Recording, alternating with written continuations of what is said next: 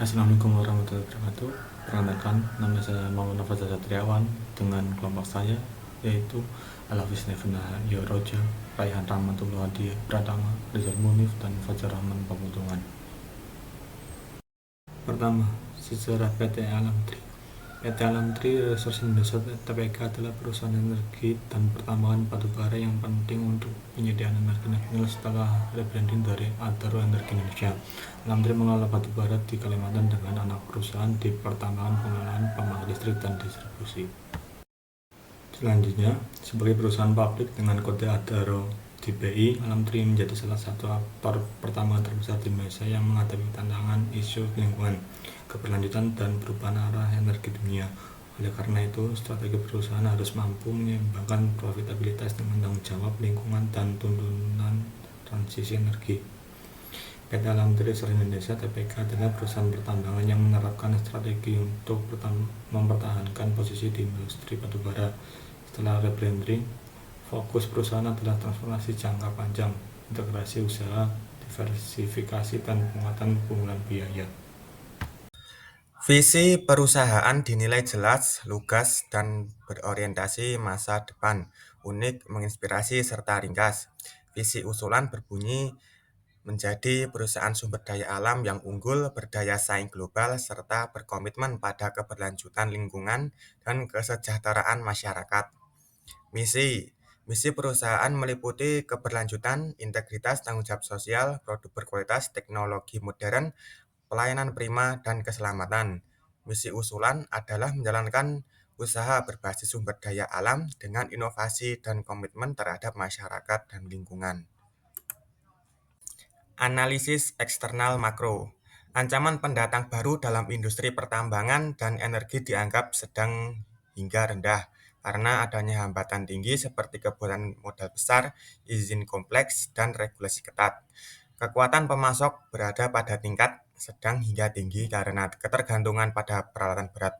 Namun perusahaan memiliki daya tawar kuat karena kapasitas pembelian besar. Kekuatan pembeli juga sedang karena banyak alternatif pemasok dan tuntutan produk ramah lingkungan.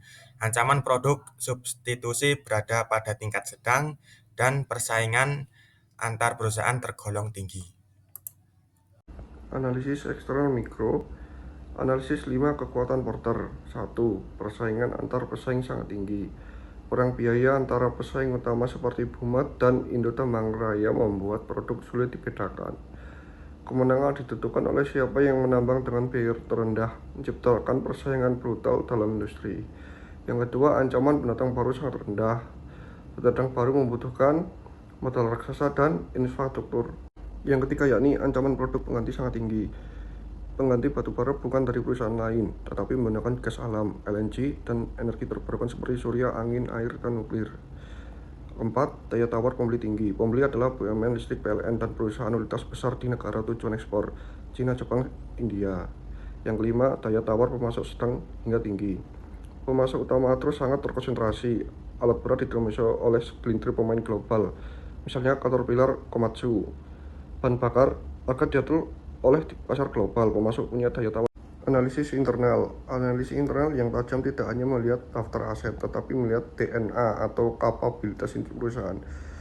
Jika kita bedah, kekuatan sejati Alam Tri bukan sekedar memiliki tambang, tetapi pada sistem rantai pasok terintegrasi yang mereka bangun di sekitarnya. Analisis VRIO kapabilitas inti. Model bisnis terintegrasi penuh dari tambang, logistik, hingga pembangkit listrik. Value, ya, integrasi ini memberi kendali biaya total. Rarity, ya, tidak semua penambang memiliki infrastruktur logistik dan pelabuhan sebesar Adro. Aset ini langka. Imitability, sangat sulit. Inilah kuncinya. Pesaing baru tidak bisa membangun pelabuhan dan armada dalam semalam. Organization, ya, perusahaan terbukti mampu mengeksekusi modal ini yang terlihat dari profitabilitas konsisten dan struktur manajemen yang kuat. Selanjutnya ada analisis SWOT. Yang pertama, strength. Model bisnis terintegrasi dari hulu ke hilir, contohnya eksplorasi, produksi, logistik, dan distribusi energi. Salah satu produsen batubara terbesar di Indonesia. Selanjutnya weakness, yaitu ketergantungan pada harga komoditas global dan resiko regulasi dan lingkungan yang tinggi. Selanjutnya ada opportunity, yaitu transisi energi hijau mendukung pengembangan EBT dan hilirisasi mineral sejalan dengan kebijakan pemerintah. Selanjutnya ada trade, yaitu volatilitas harga komoditas, persaingan industri yang ketat, dan tekanan internasional terkait isu iklim. Selanjutnya ada analisis metrik BCG. Yang pertama star atau bintang, yaitu batubara. Yang kedua ada Kesco, yaitu batubara thermal. Yang ketiga ada question mark, yaitu energi terbarukan dan smelter aluminium. Yang selanjutnya ada DOC atau anjing, yaitu beberapa layanan logistik atau infrastruktur kecil. Kesimpulannya adalah PT Alam Tri Indonesia sedang bertransisi strategis dan menggunakan pendapatan dari Kesco untuk mendanai investasi pada start dan question marks. Selanjutnya fokus menuju diversifikasi energi hijau dan proyek berkelanjutan. Terima kasih. Selanjutnya dari alternatif strategi, yaitu yang pertama strategi integrasi, yang ke depan bangun jaringan distribusi sendiri untuk pasar ekspor, yang ke belakang amankan pasokan bahan bakar dan alat berat lewat anak usaha atau SIS, yang secara horizontal akuisisi tambang lain di Kalimantan untuk memperkuat pasar. Yang kedua strategi intensif, yaitu dari penetrasi pasar, perluas ekspor ke negara berkembang, lalu pengembangan pasar, masuk ke pasar melalui energi hijau dan metalurgi, dan perkembangan produk EBT dan hilirisasi mineral. Yang ketiga, strategi diversifikasi, yaitu mencari yang terkait fokus pada bisnis EBT, yaitu PLTS dan PLTA, dan yang tidak terkait investasi di logistik dan teknologi energi.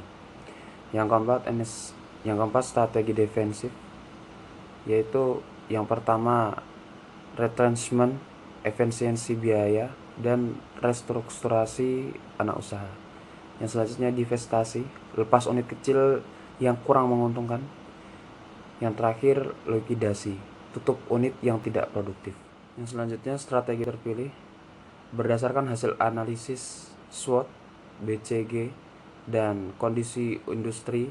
Strategi utama yang dipilih untuk PT Alam Tri Resources Indonesia terbuka adalah yaitu strategi diversifikasi terkait dan pengembangan produk. Alasannya, sejalan dengan visi transformasi menuju energi hijau dan berkelanjutan, memanfaatkan kekuatan internal berupa integrasi rantai pasok dan kemampuan finansial besar, dan mendukung transisi dari bisnis batu bara thermal menuju energi terbarukan, hilirisasi mineral, dan bahan baku industri hijau. Selanjutnya, checklist kondisi yang sesuai.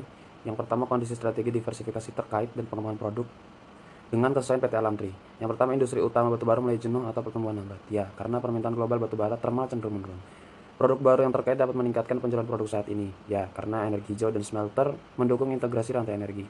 Selanjutnya, perusahaan memiliki modal besar dan SDM berpengalaman. Sangat sesuai. Adra memiliki struktur kekuatan kuat dan tim teknis andal. Organisasi memiliki kapasitas produksi berlebih untuk mendukung ekspansi. Ya, karena fasilitas logistik dan infrastruktur tambang dapat dimanfaatkan. Selanjutnya, tersedia teknologi baru dan peluang investasi pada sektor EBT. Ya, sesuai dengan tren global net zero emission. Yang selanjutnya, strategi mendukung transformasi jangka panjang perusahaan. Ya, sangat sesuai. Sesuai rebranding menjadi Alam Tri Resources Indonesia.